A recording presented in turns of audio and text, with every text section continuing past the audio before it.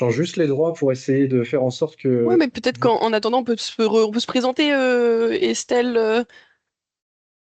Bon, si vous voulez, je commence et puis après, Oui, vas-y. je te donne la main. Suzanne Descateaux, je suis responsable d'études de développement RH et RSE à la Fédération des ESH et on s'occupe avec Nicolas Aline qui se présentera peut-être en dernier du coup, vu qu'il est en train de faire les dernières modifs techniques. Et on gère avec Uniformation le fonds conventionnel et on va vous présenter aujourd'hui le catalogue. Estelle, je te laisse te présenter. Bonjour à toutes et tous. Merci Suzanne. Je suis Estelle Rose, effectivement. Je travaille à Uniformation. Je suis conseillère de secteur professionnel. Donc, je suis avec là-bas toute une équipe ici en salle d'Uniformation qui travaille en fait pour la branche des professionnels des ESH, entre autres. Je m'occupe également de la branche professionnelle OPCHA, c'est-à-dire qui est l'autre branche du milieu HLM. Voilà, vous avez également des interlocuteurs ensuite dédiés sur chacun de vos territoires qui sont là pour vous accompagner, vous, entreprise. Mais voilà, nous, effectivement, on est plusieurs services à accompagner en direct les branches et donc, de fait, à être en partenariat avec la fédération. Voilà. Exactement, et on vous en remercie. Est-ce que de votre côté, il y a d'autres personnes qui veulent se présenter côté Unif? Euh, Écoute, oui, si on a 2 minutes, du coup, on peut le Allez-y. faire. Alors, bonjour à tous, Isabelle Kayser. Donc, je suis assistante de formation. Je m'occupe du catalogue des actions collectives. C'est moi que vous avez soit au téléphone, soit par mail pour vos inscriptions. Et puis, voilà. Donc, je suis à votre disposition, comme toujours. Bonjour, Yvette Rémy, je suis responsable des assistants auprès d'Uniformation. Euh, je- Maëva Clairvaux, assistante projet secteur formation. Et Mickaël qui est en distance. Oui, donc moi, Mickaël Turoche, je suis assistant projet formation comme Maëva et je suis assistant sur l'habitat social, sur toutes les branches de l'habitat social pour l'instant. C'est ça. Et qui sont plutôt en charge, notamment des intras. Voilà. Voilà, validation Entre des autres intras. choses. Entre autres choses. Entre autres C'est Merci bon, choses. beaucoup. Suzanne, pour nous. Ok, super. Nicolas, je te laisse Je vais la clôturer parole. cette présentation. Du coup, Nicolas Aline, enchanté. Je suis directeur d'études économiques et statistiques pour la Fédération. Je m'occupe des enquêtes de la Fédération, également du numérique et du pôle RH et RSE de la Fédération. Donc, on est très heureux de vous voir aujourd'hui aussi nombreux à ce webinaire de présentation. Je vais, pour information, lancer l'enregistrement du webinaire car celui-ci est enregistré. Vous pouvez voir le replay sur notre site internet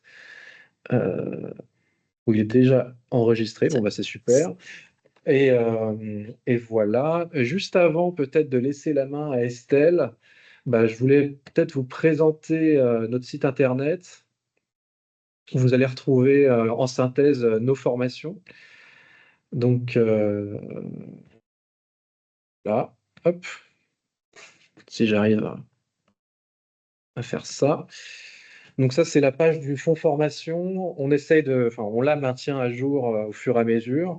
Je pense que certains ont vu qu'il y avait des formations qui n'étaient pas encore relancées au 1er janvier 2026. C'est normal parce qu'on est dans une période de transition entre deux catalogues, c'est-à-dire qu'on avait un catalogue qui courait sur 3 ans. Euh, Avant de relancer un nouveau catalogue pour les 3 années suivantes, il y a certaines formations qui sont arrivées à échéance. Donc, on va trouver des solutions, notamment pour les formations sur les relations sociales, sur la classification des emplois. On va l'évoquer après, hein. Vous allez pouvoir aussi faire des DAF intra si on n'a pas de formation en inter. Et voilà. Et on a aussi des nouvelles formations que vous retrouverez ici. Il y en a d'autres encore qui sont à venir. Par exemple, vous avez une formation sur la vente HLM qui est rentrée en fin d'année dernière.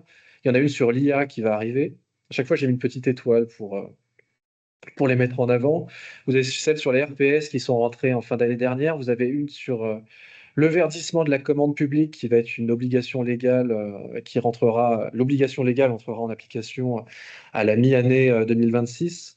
Et du coup, on a pensé que c'était judicieux de présenter une formation sur ce sujet-là. Vous avez le droit de l'urbanisme aussi qui va rentrer, vous avez les e-learning. Et cette année, j'ai également rajouté des formations qui sont plus longues, qui n'apparaissaient pas sur cette page avant, mais pour rappeler qu'on a un partenariat avec l'École des Ponts, sur tout ce qui est assistanat à la maîtrise d'ouvrage, donc ça peut être très intéressant, qu'on a aussi des formations avec Dauphine, diriger un organisme d'habitat social, ou en RSE avec Delcop. C'est-à-dire qu'en RSE, on a des formations plus courtes, et on a cette formation-là qui dure 6 jours, je crois, et voilà, qui est beaucoup plus longue et qui peut permettre à des équipes récemment en poste de connaître vraiment bien la RSE. Donc, n'hésitez pas à aller sur ce site-là. Vous aurez le replay et le support ici. Vous avez des guides, un guide très détaillé sur comment s'inscrire en utilisant la plateforme d'Uniformation. Vous avez la synthèse de ce guide en 4 pages. Vous avez un guide sur comment saisir une demande d'aide financière, aussi un guide sur les remboursements et les frais annexes. Et ici, vous avez le tableau récap Excel, qui va peut-être pas sourire de votre point de vue, qui s'ouvre pas de votre point de vue, mais c'est un Excel, l'Excel habituel, qui montre ligne par ligne toutes les dates de l'année, quoi. C'est le calendrier au format Excel. Donc voilà. Estelle, est-ce que tu veux peut-être commencer à projeter? Ah oui, et j'oublie, il y a aussi, ça sera l'occasion, vas-y, projette. Il y a une slide sur l'équipe de la fédération. Il y a Caroline Hendricks qui nous a rejoint et que je salue. Normalement, elle ne travaille pas le vendredi, mais peut-être qu'elle nous suit à distance. Là, j'ai pas la liste des personnes connectées, mais peut-être qu'elle nous suit à distance. En tout cas, elle nous a rejoint sur la partie formation et c'est elle, ou moi ou Suzanne d'ailleurs, parce que vous avez en contact lorsque vous contactez la balle formation. Voilà. Donc, merci Caroline qui prend la suite d'Olivia. Pour l'instant, ils parlent juste vite. Et tu les entends parler, là? Vous m'entendez? On t'entend, Nicolas. Je pense que certains ont des problèmes de son. De mon côté, je vois que je ne peux pas projeter, Nicolas. Je pense que je suis. Je te mets les droits. Donc, je veux bien que tu prennes juste la main pour débuter. Merci beaucoup, puisqu'on a finalement peu de temps pour découvrir ou remettre à jour, parce que je pense que beaucoup d'entre vous étaient là les années passées. Donc ce fonds paritaire ESH qui a été créé en 2007, peut-être en rappel. Vous aurez évidemment toute la présentation avec les détails, mais donc qui vous permet de financer tout un tas d'actions qui ont été citées et choisies par les paritaires, hein, donc par l'instance en fait de décision sur les aspects formation de la branche professionnelle des ESH. C'est une branche et un dialogue entre des organisations patronales et syndicales qui décident de ces critères chaque année. Et ensuite, pour rappel, l'OPCO en fait applique ces critères-là et gère les fonds des ESH. Voilà, ça c'est important que effectivement vous le sachiez si vous ne le savez pas encore. Et donc, voilà, chaque année, la branche, elle redécide des projets qui sont prioritaires, des formations qu'ils souhaitent lancer, des types de financement qui sont accordés. Et donc, nous, ensuite, effectivement, on est là pour l'appliquer et pour gérer les dossiers, en fait, en fonction de ces critères-là. Ouais, merci. Je veux bien que tu avances encore. Vous avez un petit schéma, voilà, juste après. Un petit schéma, merci, sur du coup le fonds conventionnel de cette année, hein, donc le fonds paritaire avec la cotisation de 0,15% de votre masse salariale brute. Elle vous permet d'avoir accès donc, à une offre de formation clé en main en inter-ESH avec un catalogue de branches, on va en reparler juste après, des actions collectives nationales et notamment, Nicolas en citait tout un tas de nouvelles, du e-learning. Et ensuite, effectivement, vous pouvez aussi déposer ce qu'on appelle donc les demandes d'aide financière auprès de l'OPCO sur tout un tas de thématiques et d'axes différents. Si vous avez, Nicolas parlait voilà, du partenariat avec les ponts, etc., mais on va revoir la liste, ça fait partie des certifications qui sont ciblées par la branche comme prioritaires, et dans ce cas-là, ça s'appelle ce qu'on appelle l'enveloppe DAF certification. Vous avez aussi une enveloppe sur le handicap, on verra aussi ce qu'elle comprend. Vous pouvez maintenant faire de l'intra, alors l'année dernière déjà sur les actions du catalogue de branches, mais là, cette nouveauté, c'est également sur des formations qui sont présentes dans les actions collectives, mais là, pareil, je vais revenir là-dessus, hein. Et ensuite, des aides, des demandes d'aide financière sur le label HSS. Si on déroule, merci beaucoup. Donc, sur l'offre clé en main, donc 3 choses importantes. Donc, en inter, hein, donc le catalogue de branches, on le disait, donc il termine cette année, enfin fin 2026, les actions collectives et le e-learning. Je veux bien, pardon, Nicolas, que tu avances. Voilà, donc ce catalogue de formation, donc, vous allez le retrouver à la fois sur le site internet d'Uniformation, mais également donc sur la page qui vous a été présentée de la fédération là, des ESH. La page est à jour avec tous les documents qui sont assez essentiels pour vous, pour la programmation. Effectivement, vous avez une petite photo de ce catalogue, en fait, du flyer PDF qui est proposé, en sachant que effectivement, là, on a déjà mis à jour, on a déjà fait une V2, vous avez peut-être vu la V1 passer tout début janvier, et effectivement, on a réussi à lancer pas mal de choses en peu de temps là sur les dernières semaines, donc il y a déjà une V2. Donc attention à bien prendre cette version-là. 2026, comme vous le disait Nicolas, c'est une vraie année de transition. C'est ce qu'on vous a indiqué. La branche professionnelle, elle est vraiment en train de réfléchir en fait à un nouveau catalogue de branches pour l'année donc civile 2027, avec des nouvelles formations. Tout ça, c'est un travail vraiment très long qui est fait d'ailleurs par un groupe de travail de la branche. Voilà, pour pouvoir lancer le marché public, il faut le savoir que en fait ce catalogue il est juridiquement porté par l'OPCO, il est ensuite géré en administration, donc avec mes collègues et Isabelle qui est ici, entre autres. Voilà, vous avez les inscriptions sur le site internet, etc. Et donc, effectivement, tout ce travail de plus d'un an, voire même 1 an et demi, hein, pour pouvoir repenser un catalogue sur 4 ans. Sur 4 ans, voilà, c'est un gros boulot. Donc, effectivement, il y a des actions qui sont à ce jour terminées avec un marché public là, qui est en cours d'être relancé pour des actions, on l'espère, qui vont débuter en septembre 2026. En attendant, effectivement, il y a cette possibilité de faire l'intra. Et puis, d'autres choses, ça sera prévu, on relancera pour la fin 2026. Je veux bien que tu avances. Peut-être ce qui est important côté inscription qui sont gérées, donc c'est de se rappeler qu'effectivement, c'est bien des actions en inter. Donc, de bien faire attention à ne pas inscrire non plus un nombre trop important. Les places sont vraiment limitées. Si vous avez à un moment donné un très grand nombre d'inscrits à faire, soit effectivement vous allez demander tout de suite une intra, puisque vous avez une enveloppe financière qui vous permet d'avoir une prise en charge quasiment à 100%, sauf parfois sur les questions de frais annexes, on y reviendra.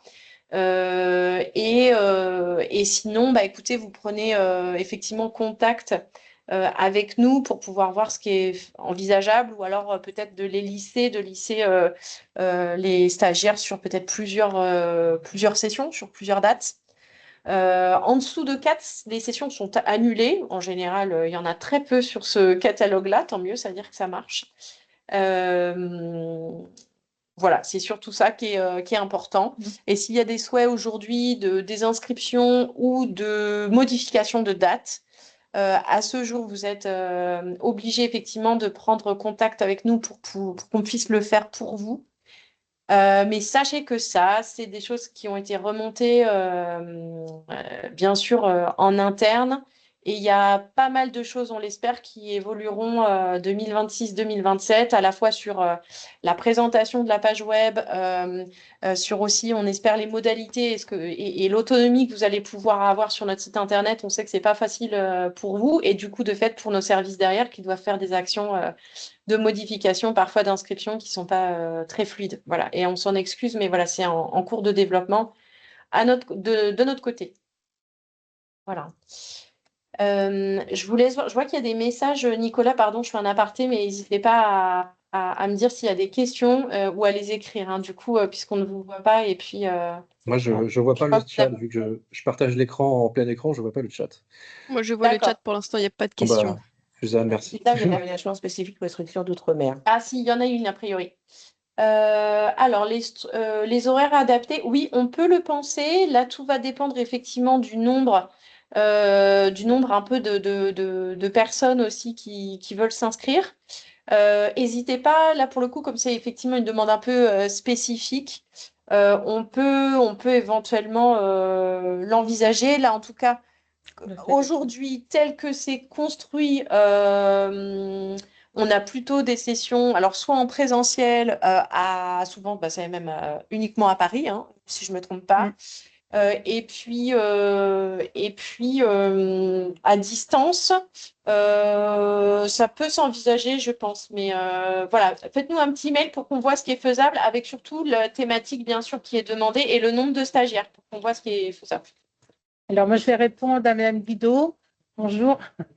Je sais, hein, on s'en occupe. Comme je vous l'ai dit, bon, c'est un problème dans le système. Donc, de toute façon, vous inquiétez pas si lundi, le problème n'est pas résolu, j'inscrirai moi-même vos deux salariés. Effectivement, si vous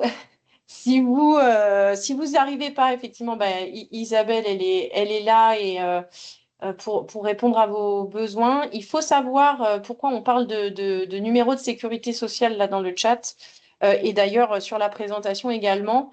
C'est que en fait les OPCO, ils ont l'obligation de recueillir en fait ces données. Ces données sont ensuite transmises dans une plateforme qu'on appelle Agora, qui est la plateforme nationale en fait sur la formation professionnelle en France. Tous les OPCO passent par cette plateforme-là. Et donc, ce sont des données qui sont retransmises sur cette plateforme. Et en fait, si on n'a pas ces données, en fait, ça nous bloque même pour le paiement des organismes de formation. Donc, quand vous allez avoir parfois des actions, et là, merci Nicolas, tu es passé sur les actions collectives nationales, c'est très bien. Donc, vous voyez en orange les nouvelles actions qui ont été lancées cette année, mais voilà, il y aura au moins 6 thématiques cette année. Il y en aura peut-être d'autres en cours de route, mais là, c'est déjà 6.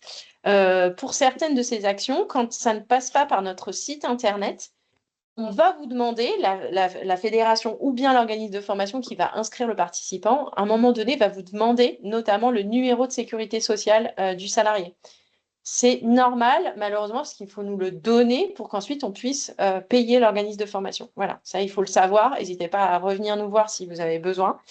Et c'est pour ça que le mieux, c'est de passer par notre site internet de fait, parce que souvent vos salariés sont dans la base de données avec déjà ces informations et donc ça nous permet, ça vous évite de refaire la manipulation. Sur ces actions collectives, pour pouvoir savoir comment vous inscrire, il y a 2 endroits, le catalogue PDF là, dont je parlais tout à l'heure où c'est inscrit, et sinon sur la page de la fédération qui vous a été présentée tout à l'heure, vous avez le moyen vous avez une sorte de grand calendrier, et dans ce grand calendrier, vous avez le détail de à quel endroit vous inscrire. On a une autre question de Madame Laurent.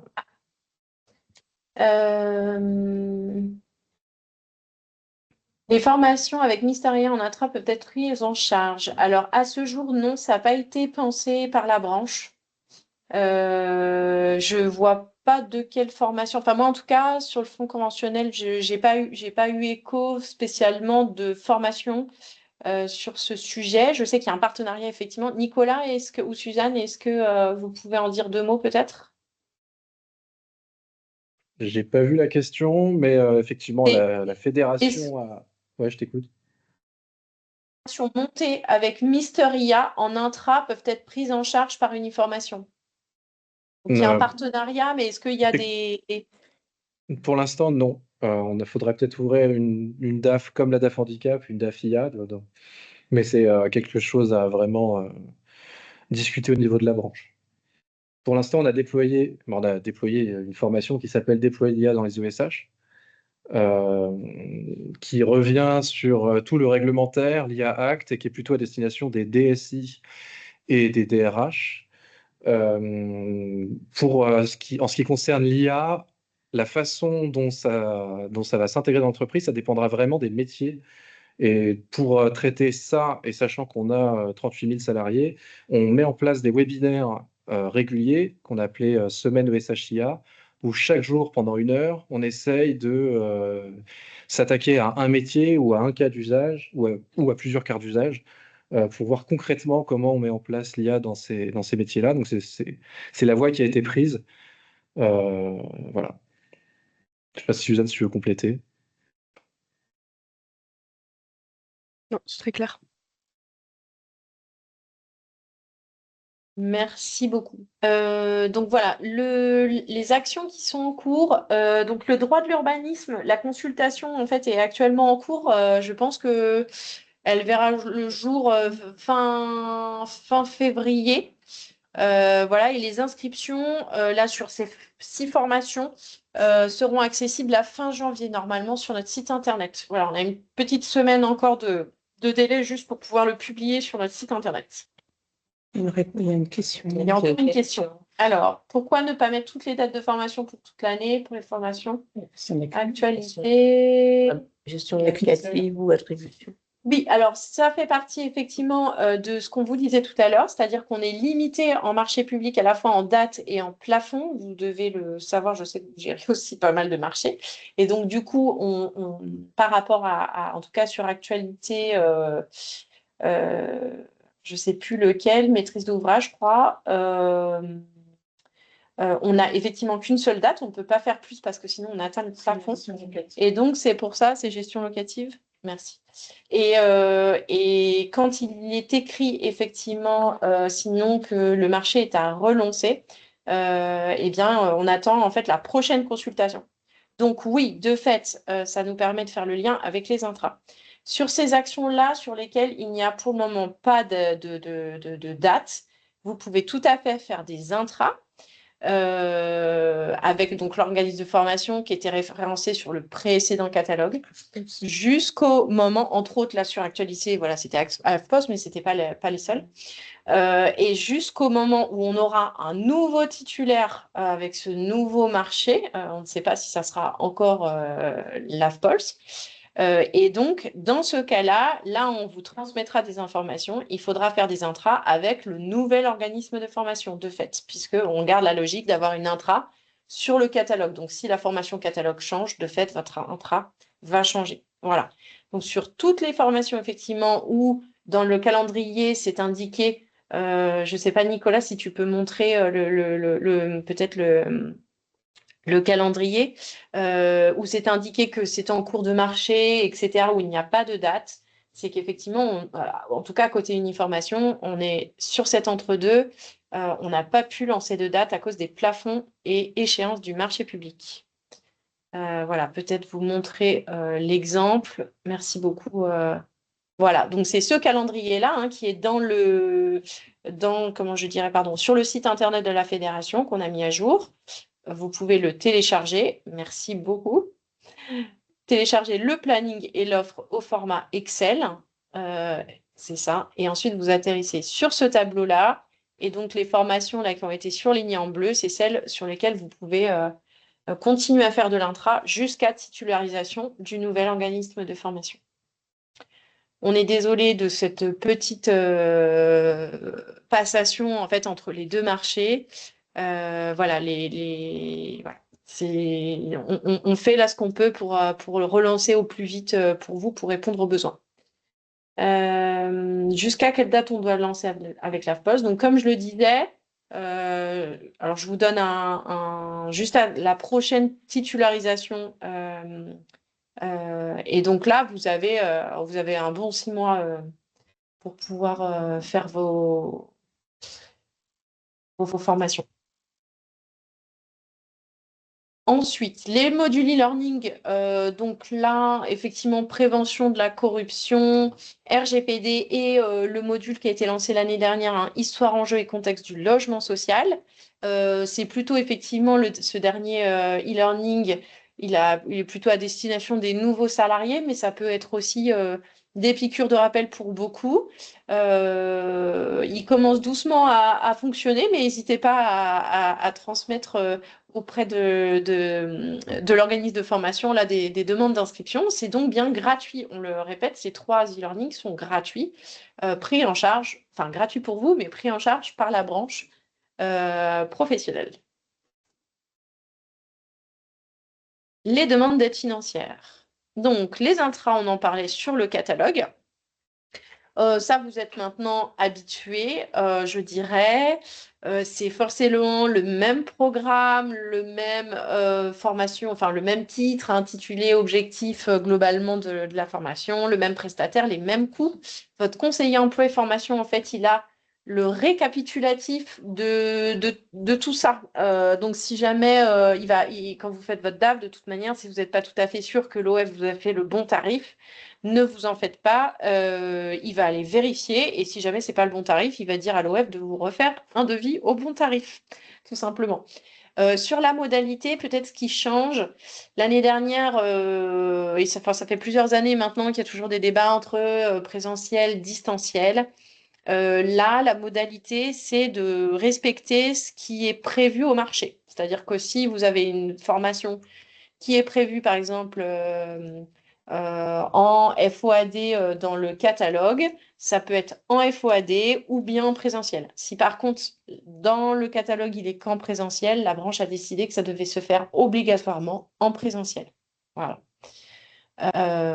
Voilà peut-être sur ce qui change sur ces DAF en intra pour le catalogue. Et je veux bien passer à la slide d'après, puisque là, la grande nouveauté, hein, c'est cette possibilité maintenant de faire des intras sur les thématiques des actions collectives. Donc, on vous le disait tout à l'heure, c'est la sensibilisation à la taxonomie, à la CSRD future, le verdissement de la commande publique, la vente HLM, les RPS, etc. De la même façon que pour le catalogue, on va avoir le même programme. Là, celui-ci, il ne va pas être adaptable à la marge comme ça a été décidé. Là, c'est vraiment le même programme, les mêmes coûts, le même prestataire, de la même façon. Pas de frais d'ingénierie, évidemment, puisque c'est la branche qui a payé l'ingénierie. Donc, il ne faut pas qu'ils vous refacturent de l'ingénierie dans le coût. Ça a déjà été payé. Et puis la modalité, alors là, on a repris, c'est pareil, en fait, la formation elle s'effectue dans la même modalité que l'action collective, en fait. Donc, par exemple, on a mis des exemples, le verdissement des marchés publics, ça a été prévu à la fois en distanciel et en présentiel, donc vous pourrez faire les deux. La formation RPS qui est en FOAD, de fait, vous pouvez la faire en FOAD, enfin, elle sera en FOAD. Les formations RPS sur les publics spécifiques, elles ont été prévues en présentiel.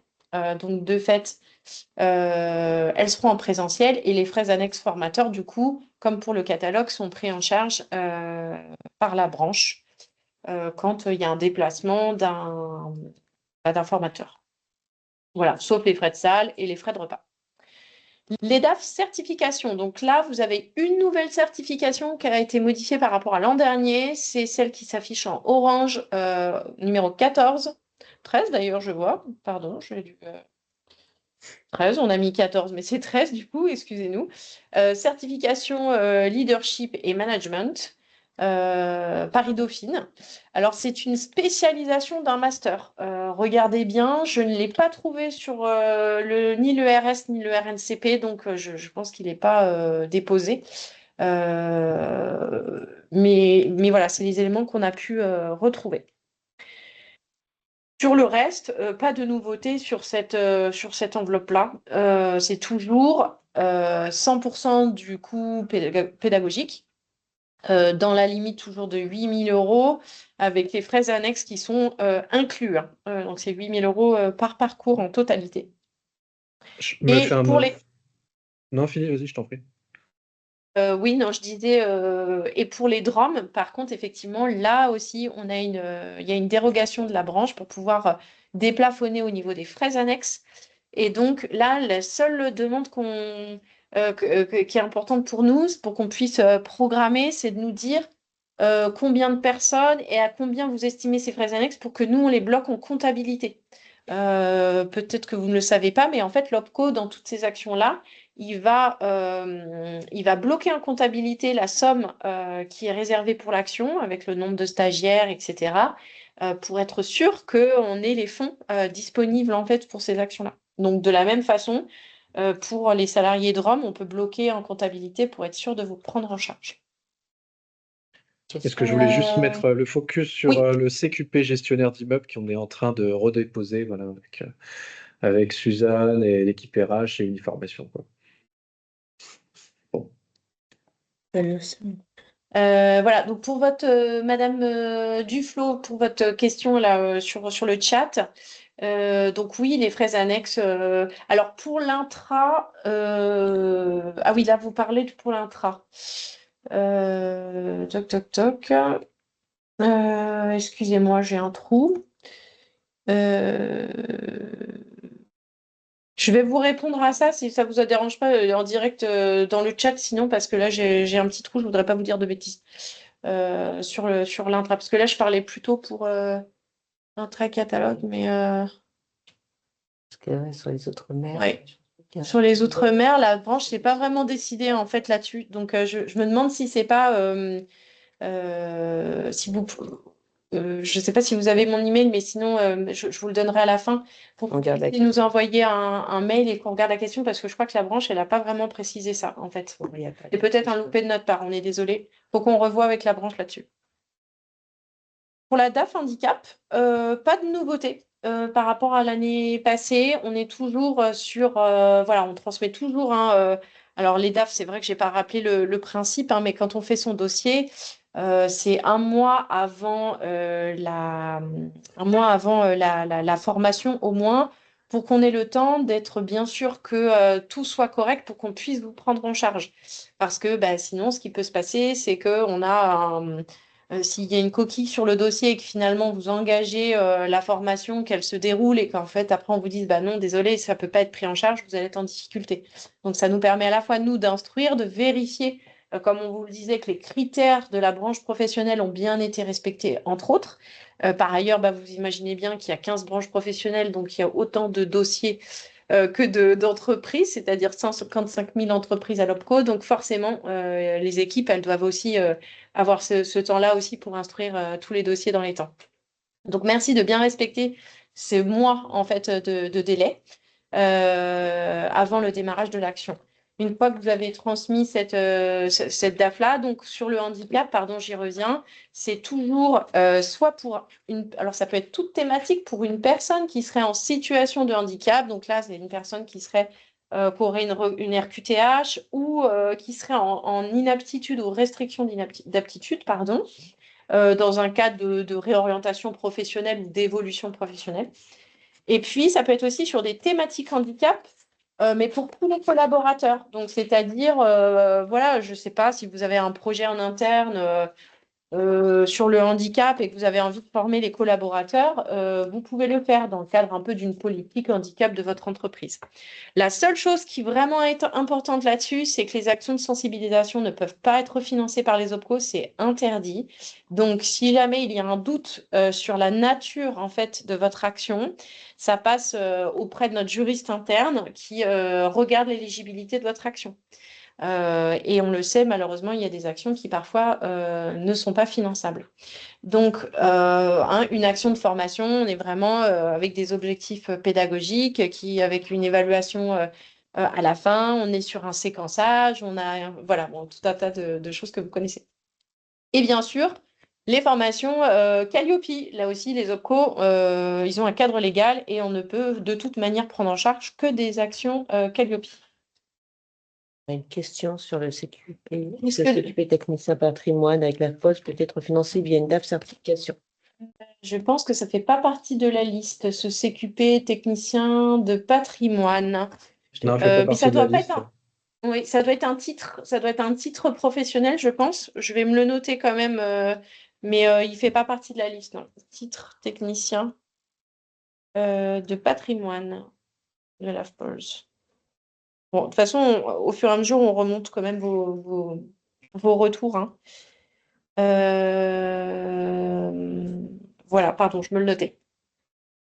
Le label Habitat Senior, c'est à la fois une nouveauté et en même temps pas trop, puisque, alors en fait, cette possibilité, elle existait déjà, mais elle était dans les DAF certifiantes. Sauf que ce ne sont pas des formations certifiantes, donc c'est simplement que les paritaires ont décidé de le sortir et d'en faire une enveloppe financière particulière.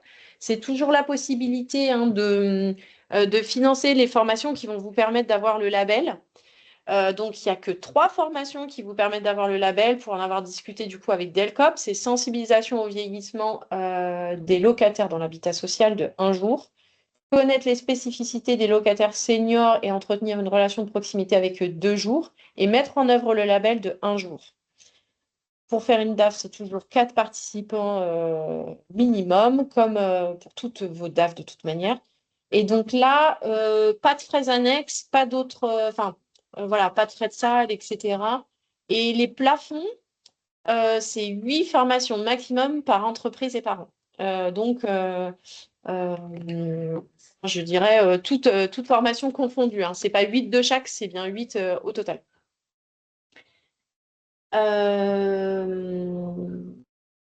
Alors, on a une réponse. Non, en fait, la question précédente intéressait également une autre. D'accord. Eh bien, effectivement, ouais, non, à ce jour, en tout cas, c'est pas financé sur la DAF certification. Donc, à voir si. Je pense, alors, sur cette enveloppe DAF certification, il faut vous dire que de toute manière, les paritaires nous ont dit que de toute manière, ils aimeraient bien re-regarder cette liste-là et peut-être la mettre à jour parce que c'est une liste qui est assez ancienne. Donc, je ne sais pas sous quel délai ils le feront. Peut-être qu'elle évoluera en cours d'année ou l'année prochaine. Voilà, mais à ce jour, c'est pas finançable. Là, j'ai terminé la présentation sur tout ce qui est fonds conventionnels. Donc le fonds conventionnel, donc c'est vraiment ce qui est financé dans le cadre des cotisations, hein, de 0,15 que vous faites à l'OPCO, hein, qui sont collectées par l'OPCO. Est-ce que vous avez d'autres questions sur ce fonds conventionnel? Je suis allée un peu vite pour aussi laisser du temps d'échange si nécessaire. Peut-être une chose que j'ai oublié de vous mentionner, mais évidemment, l'année dernière, vous aviez une enveloppe PROA, vous savez, complément PROA qui existait. Et ben voilà, merci Monsieur Boré, je vois que vous parlez aussi de la PROA, donc ça tombe bien. Donc effectivement, cette enveloppe cofinancement PROA, à ce jour, quelque part, elle n'existe plus, puisque le dispositif, hein, il a disparu au 31/12 2025. Donc, j'espère que vous n'avez pas d'autres dossiers sous le coude. Si c'est le cas, redites-le nous quand même pour qu'on le sache. Mais normalement, tous les dossiers, en tout cas, Signé. voilà, il faut que ça soit de toute manière, tout ce qui est de l'ordre de 2026 sera refusé. Ce qui est de l'ordre de 2025, ça peut éventuellement, mais c'est vraiment, excusez-nous, il y a du bruit derrière. Ça c'est encore soumis à pas mal d'échanges en interne. En tout cas, on regarde les dossiers, c'est pas du tout sûr que ça soit pris en charge, mais ce qui est de l'ordre de 2026 en PROA, de toute manière, voilà, c'est pas possible. 2025, c'est à revoir. Envoyez-nous vos dossiers, mais on sait que en tout cas sur votre branche, il y a eu beaucoup de demandes de fin d'année justement pour être dans les clous, donc tant mieux. Donc ça, c'est sur la PROA, donc l'enveloppe complémentaire PROA, elle a disparu.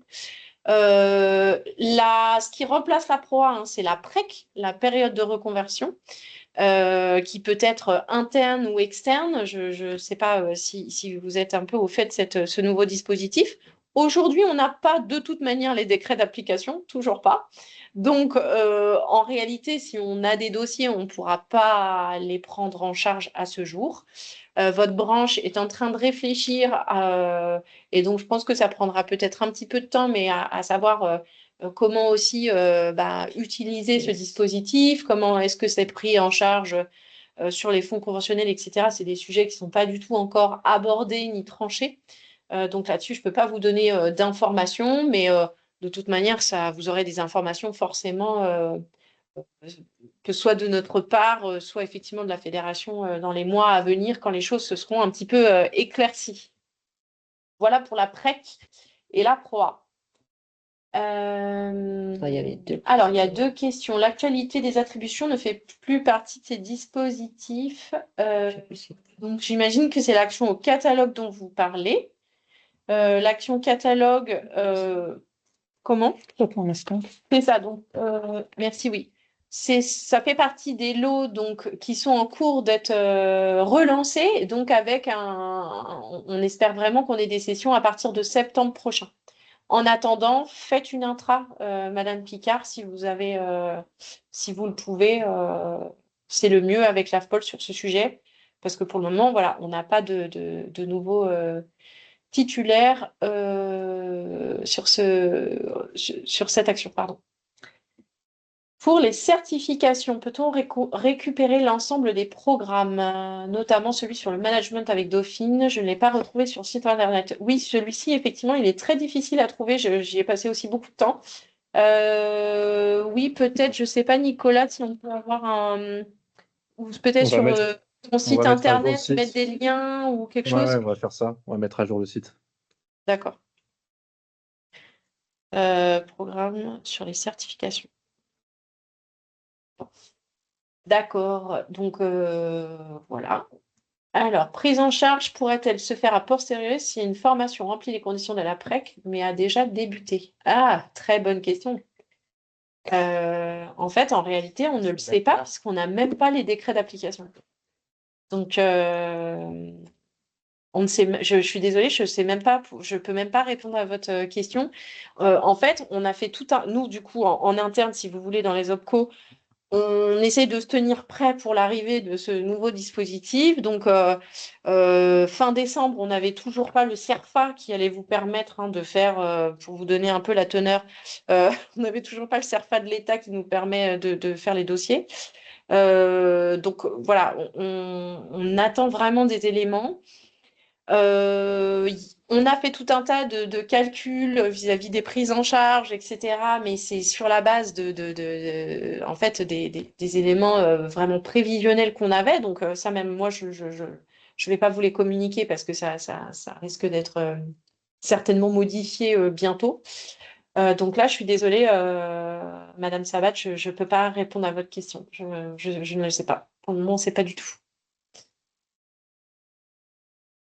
Eh bien, on ne sait pas non plus pour la parution. Alors, la question, c'était est-ce qu'il y a une date prévue pour la parution des décrets? Eh bien, écoutez, on attend, puisque c'était censé être d'abord fin décembre, ensuite début janvier, et puis là, on est bientôt fin janvier. Donc, non, on n'en sait pas plus que vous. On est désolé. En tout cas, nos équipes qui gèrent ça en interne sont de toute manière en discussion avec les autres OPCO et également avec la DGEFP pour avoir les informations le plus rapidement possible. Donc, voilà, dès qu'on les aura, on vous les transmettra. Voilà, on verra comment, peut-être avec la fédération aussi ou avec la branche. Et puis après, nous, évidemment, en interne, et vos interlocuteurs régionaux auront les informations aussi, évidemment, très rapidement. Voilà sur tout ce qui est conventionnel. Ensuite, effectivement, merci pour le sommaire, super.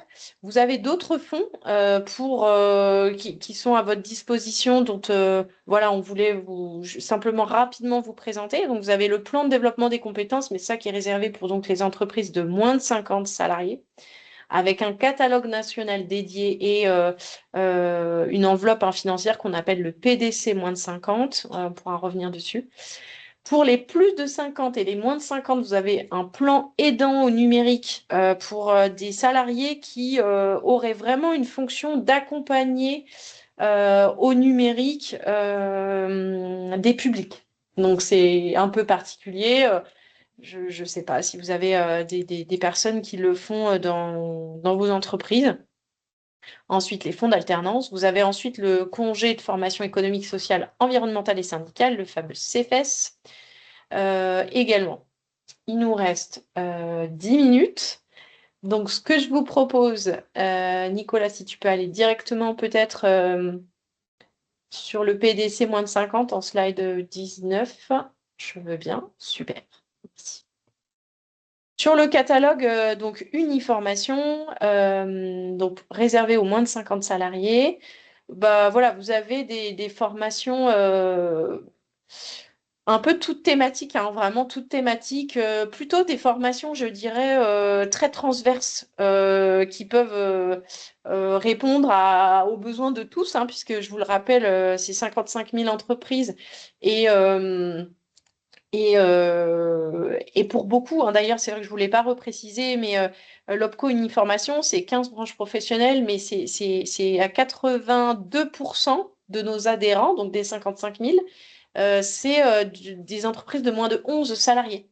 Donc c'est absolument énorme et effectivement, le secteur logement social fait vraiment l'exception. Également les mutuelles et les régimes de sécurité sociale que nous avons en branche professionnelle qui sont aussi une exception en termes de type d'entreprise. Mais donc, effectivement, là, le catalogue, il répond surtout à des besoins de petites entreprises qui sont moins structurées, qui ont des salariés qui ne sont pas forcément dédiés aussi forcément à la formation ou à d'autres types d'ailleurs de fonctions support. Je veux bien la slide d'après. Et Ces entreprises. si je peux me permettre, on va mettre le catalogue moins de 50 sur notre site internet aussi. Faut pas Ah, que ça bonne idée, apporte oui. de la confusion, mais on va pouvoir le mettre aussi, je pense. Bonne idée. Merci. Et sur ces lignes donc budgétaires qui viennent directement de l'État, c'est pour ça qu'on parle de fonds légaux, vous avez la possibilité de faire aussi une DAF notamment ou plusieurs DAF. On a 2 axes. Vos formations, par contre, doivent absolument débuter en 2026, même si elles peuvent être pluriannuelles. Je veux bien l'autre slide. Sur l'axe 1, il n'y a pas de limite de nombre de DAF. Donc, par contre, c'est dans la limite évidemment des fonds disponibles de l'OPCO. Et sachez que les OPCO ont évidemment et malheureusement de moins en moins de fonds. Mais si vous avez des projets les moins de 50 qui correspondent là aux différentes lignes, vous pouvez faire vraiment des DAF du coup assez rapidement sur ces thématiques-là. Les nouvelles thématiques sont en orange. Donc, vous avez l'usage et l'impact de l'intelligence artificielle, la santé mentale et la lutte contre les violences et le harcèlement sexiste et sexuel. Sinon, vous avez tout un tas de choses sur vous voyez, le conseil RH, la FEST, la transition écologique, la lutte contre l'illettrisme, etc., etc. Donc ça, il n'y a pas de nombre limite de DAF. Ensuite, je veux bien la slide d'après. Par contre, vous pouvez, au titre de la solidarité financière, hein, puisque ce sont des fonds qui sont mutualisés et donc redonnés à tous, vous pouvez, hors de ces thématiques, déposer une DAF dans la limite de 5 000 euros sur toute thématique. Pareil, là, c'est attention, les fonds, et je le répète chaque année, ces fonds-là, les années passées, on n'en avait plus au mois de mars. Voilà, c'est pour vous dire à quel point les enveloppes transmises par France Compétences aux OPCO sont de plus en plus petites, maigres et vraiment, j'insiste et j'en suis désolée parce que les impacts sont directs sur vos entreprises. On ne peut absolument rien faire. C'est une enveloppe qui est donnée par l'État. L'année dernière, il y a 2 ans ou il y a 3 ans, on était encore à 5 DAF annuels et maintenant on n'est plus qu'à une DAF. Voilà, ça vous permet de vous donner quand même la teneur aussi du contexte financier. Une question dans Je- le chat concernant Ah, les pardon. DAF. Les DAF, titre de la DAF, mais dans un courrier, il m'indiquait à ce jour-là, l'enveloppe financière est épuisée, c'est ça. Donc ça, quand ça vous arrive, l'enveloppe financière épuisée, c'est exactement ce que je disais, c'est-à-dire qu'il y a une rupture de fonds. Si c'est des fonds légaux, on attend de voir si l'État veut bien faire une rallonge. Si c'est des fonds de la branche, mais souvent c'est pas le cas, il n'y a jamais eu de rupture de fonds sur la branche ou quasiment jamais. Il me semble que ça n'est jamais arrivé. Si c'est un jour sur la branche, ça pourrait arriver. En fait, on re-questionne la branche pour qu'ils puissent éventuellement savoir si on peut rajouter effectivement du financement ou pas. Voilà. Sur le plan aidant au numérique, donc plus et moins de 50, c'est former ceux qui accompagnent vraiment au numérique. C'est ce que je vous disais tout à l'heure. Je veux bien la slide d'après, comme il reste peu de temps. vous pouvez engager, voilà, bon, ça c'est effectivement les fonctions de professionnels qui peuvent effectivement avoir cette fonction d'aidant, donc ça peut être des chargés d'accueil, des gardiens et tout autre personnel. Vous avez simplement dans la slide d'avant, vous retrouverez les dates, surtout à ne pas dépasser pour pouvoir déposer vos dossiers. Donc, il reste encore de l'argent sur cet axe-là, donc n'hésitez pas. Vous voyez, bon, alors je ne vais pas rentrer dans le détail, hein, c'est plafonné, etc. Il y a des choses qui sont plafonnées, mais n'hésitez pas aussi à en parler à votre conseiller, comme il me reste 7 minutes. Vous avez des thématiques voilà, éligibles, deux nouvelles thématiques par rapport à l'année dernière qui apparaissent en orange là aussi sur l'intelligence artificielle et animer un café IA auprès de ses publics. Et dans la slide d'après, vous trouverez les choses qui sont inéligibles, notamment toutes les formations de type logiciel bureautique, outils collaboratifs. Ça, c'est exclu en fait des prises en charge. Voilà, vous avez un tableau récap juste après également avec des exemples. Je vois que j'ai des questions. Oui, Donc, la fameuse c'était DAF. sur les fonds légaux. C'est une DAF que j'ai envoyée début janvier pour qu'elle. Ah oui, ok, Madame Laurent. Du coup, effectivement, là, c'était en lien. En fait, c'est en lien avec l'actualité politique des OPCO, entre autres, puisque tous les services publics qui concernent la formation, bon, je passe les détails, mais ils ont eu une obligation de réserve. Ça va a priori réouvrir rapidement. Enfin, voilà, normalement, on a eu des consignes aujourd'hui, donc ça devrait réouvrir. N'hésitez pas à passer un petit coup de fil à votre ou un petit mail, pardon, à votre délégation courant de semaine prochaine vis-à-vis de ce dossier, parce que l'actualité a changé. Enfin, on a eu des consignes aujourd'hui, donc voilà. Mais sachez que voilà, les contextes OPCO, pardon, hein, je fais vite, mais effectivement, le contexte OPCO est pas du tout évident. Vous êtes peut-être au fait de l'actualité politique et économique concernant nos OPCO.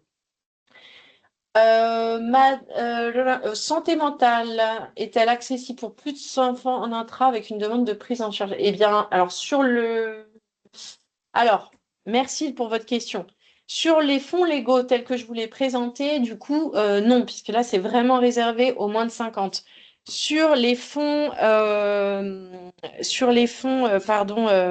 conventionnels, merci de votre question parce qu'en fait, c'est une question qu'on a un peu évoquée en fait auprès de la branche professionnelle en disant qu'effectivement, on avait de plus en plus de demandes autour de la santé mentale. À ce jour, c'est pas complètement tranché, donc du coup, on va le refaire monter pour pouvoir trancher, peut-être éventuellement. À ce jour, non, sur la santé mentale, c'est pas pris en charge. Mais voilà, je sais que vous êtes nombreux à faire de plus en plus de choses en ce sens. Par contre, j'attire votre attention. Santé mentale à direction des locataires, voilà, par exemple, un gardien ou un professionnel qui est en lien avec avec un public de locataires. Là, à ce jour, c'est pas du tout négociable. En tout cas, la branche l'a pas du tout vu en ce sens. Par contre, s'il y a quelque chose autour de la santé mentale dans une optique de politique interne, handicap, santé mentale, voilà, vous voyez, là, c'est d'accord pour les collaborateurs. Donc, dans ce cas-là, là, c'est peut-être un peu plus négociable. Mais rien n'est encore fait. On reviendra vers vous dans ces cas-là. On prendra votre nom et puis on reviendra vers vous. Il me reste 3 minutes. Estelle, Alternance. j'ai une Oui. question juste. Quand on se balade sur le site internet d'Uniformation, il y a aussi des choses pour les plus de 50 qui ne relèvent pas du catalogue de formation des ESH. Oui, c'est vrai, tu as raison. Tu as raison que je n'ai pas pensé à en parler. Effectivement, vous pouvez avoir accès parfois, en fonction, quand vous allez vous connecter, vous allez avoir accès parfois à soit des formations, soit des rencontres de RH, qui est une offre de service un peu supplémentaire parfois pour les plus de 50. C'est pas uniforme. Là, ça va être un peu complexe de le présenter là, mais effectivement, vous pouvez retrouver des offres qui parfois sont un peu spécialement faites pour vous, en fait, selon le cas. Effectivement, pour les plus de 50, tout à fait, pour les grands comptes, entre autres. Merci Estelle. Sur l'alternance, bon, c'est simplement un rappel, là, les slides hein, de vos droits. Ah oui, et puis j'ai oublié, bien sûr, le lancement des trophées de l'alternance d'uniformation à destination des employeurs. Chaque année, enfin, c'est la 4e édition, mais on a une remise de trophées. Donc, du 26 janvier au 6 mars, il y a des candidatures. Si vous avez des projets, n'hésitez pas. L'année dernière, il y a eu une ESH qui a été récompensée. Il y a eu aussi un OPH, hein, secteur HLM. Et donc, voilà, il y a 4 catégories cette année. N'hésitez pas à postuler, à les regarder et à postuler. Ensuite, vous avez un récap des aides au recrutement là en 2026. Donc, l'aide au recrutement elle a été diminuée à 5 000 euros. L'année dernière, c'était 6 000 euros. Vous avez un récap aussi de toutes les aides sur les fonctions de maître d'apprentissage. Slide d'après sur les contrats pro de la même façon, vous avez pour le public en fait RQTH et les entreprises situées en Guyane, Antilles, Réunion, c'est des forfaits de 18 € l'heure. Et pour les autres publics, la prise en charge en contrat pro, c'est 15 € de l'heure. De la même façon, vous avez deux aides à l'exercice de la fonction tuteur différentes pour un public RQTH. Ah, et je me suis trompée, pardon, j'ai fait un mauvais. Je suis désolée. Je me rends compte que j'ai pas modifié la deuxième ligne. Je ferai un. Enfin, de toute façon, je vous enverrai le PowerPoint corrigé. Le 230 €, c'est pour tous les autres publics hors RQTH et hors Antilles, Guyane, Réunion. Ensuite, vous avez un rappel des règles de quota d'alternants. Tout ça, ça n'a pas changé par rapport aux années passées. Et il me semble que j'ai fini. Ah non, il y a le CFS. Alors, vous avez des événements alternance sur effectivement, sur vos actualités sur votre site. Voilà, ça, c'était ce qu'on a présenté. Et ensuite, bah, vous avez effectivement le CFS de branche qui vous permet de faire financer des formations économiques, sociales, environnementales et syndicales, hors CSE, par contre. Hors CSE, c'est un petit peu différent. Vous pouvez, voilà, vous avez la procédure. Il y a un petit formulaire à remplir si jamais vous envoyez vos demandes à Uniformation. C'est un fonds qui est, pour rappel, qui est financé à partir de votre cotisation 0,016% de votre MSB. Vous avez cette cotisation légale auprès de l'URSSAF et vous avez cette même cotisation sur les fonds, enfin côté branche, je dirais, qui est collectée par Uniformation. Donc on gère également ces fonds et notamment ma collègue ici, Yvette Rémy, qui s'est présentée tout à l'heure. Voilà, là aussi, je veux une toute petite coquille, je le ferai modifier. On ne demande plus les bulletins de salaire. J'ai fini, il est 15h01. Alors, est-ce qu'il y a d'autres questions? Je suis navrée, c'était rapide, hein. 1 heure, c'est vraiment un peu express. J'espère que je ne vous ai pas perdu parce que je sais que c'est compliqué et qu'il y a beaucoup d'informations. N'hésitez pas vraiment à rencontrer aussi vos délégations régionales. Voilà, elles font au mieux pour vous répondre. Si vous ne les connaissez pas encore ou si voilà, elles peuvent quand même vous répondre. Répondre à vos questions en tout cas. En tout cas, merci beaucoup Estelle. Côté fédération, on va renvoyer des récaps tous les mois sur les formations à venir et qui ne sont pas encore complètement complètes. Je vais vous envoyer, là, on va vous envoyer du coup ces slides, le replay si nécessaire aussi. Et je mettrai un petit formulaire pour récupérer vos contacts si jamais il y a eu des mouvements de personnel dans vos ESH pour qu'on puisse bien vous contacter. Ça, c'est important pour nous. Donc, on va vous envoyer tout ça, je pense, la semaine prochaine. Et voilà, n'hésitez pas si vous avez d'autres questions dans le chat, je vais peut-être arrêter le partage. Oui, voilà, il y a des rappels sur les liens, donc la page du fonds paritaire de formation, où on récapitule effectivement toutes les formations qu'on a. Il y a des formations qui ne sont pas encore ouvertes, mais qui vont l'être. Et ça plante, c'est super. Voilà, donc je sais pas, Bon, en tout cas, merci beaucoup. J'ai l'impression qu'il n'y a pas d'autres questions. Voilà, bon, tant mieux. Je vois. Merci pour vos retours du fait que ça soit clair. C'est pas très évident le fait de ne pas vous voir, de ne pas vous entendre. C'est pas très facile. Mais bon, a priori, si c'est clair, tant mieux pour tout le monde. Et si vous êtes nouveau aussi, c'est vrai que je ne l'ai pas précisé, mais si vous êtes nouvelle ESH, nouvel adhérent en fait à Uniformation et de fait à la branche, il y a des rendez-vous aussi pour les nouveaux adhérents qui se font. Voilà. Parce que c'est vrai que là, du coup, c'était peut-être pour les personnes qui étaient un peu plus aguerries aujourd'hui. Il y a une question quand même. Ah, il y a quand même une question, pardon. Alors, apprentissage, comment sera comptabiliser les aides pour les entreprises de plus de 250? Toc, toc, toc. Attendez, je me remets sur ma petite anti-sèche parce que j'ai pas tout, parfois tout en tête. Plus de 250, s'ils ont tellement changé ces derniers temps. Donc, c'est de l'apprentissage, hein, Signature de l'apprentissage. Ben, je crois que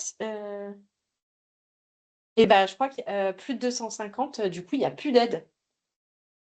Ouais, il n'y a plus d'aide. C'est ça c'est ce qui a été modifié les années passées. Il y a eu en année 2025, je ne sais pas si vous vous souvenez, il y a eu une année un peu de transition où il y avait une aide aussi qui était réduite, mais pour les plus de 250. Et là, en 2026, c'est vraiment, ça concerne que les moins de 250 salariés.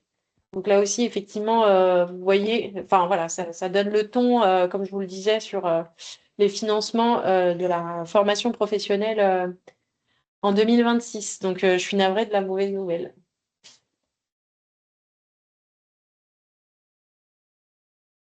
J'ai l'impression que c'est bon. Merci beaucoup Estelle. Belle fin de journée à toutes et tous et meilleurs vœux à tout le monde par ailleurs, parce qu'on vous Oui, a c'est pas vrai qu'on a, nos vœux quand même. on a Encore, on est oublié encore en de. janvier. Encore en janvier. On garde le meilleur pour la fin. Du coup, meilleurs Ouais. vœux à toutes et tous. Merci. Merci Merci beaucoup. beaucoup. Merci Au Estelle. revoir. Au revoir. Merci. Au revoir.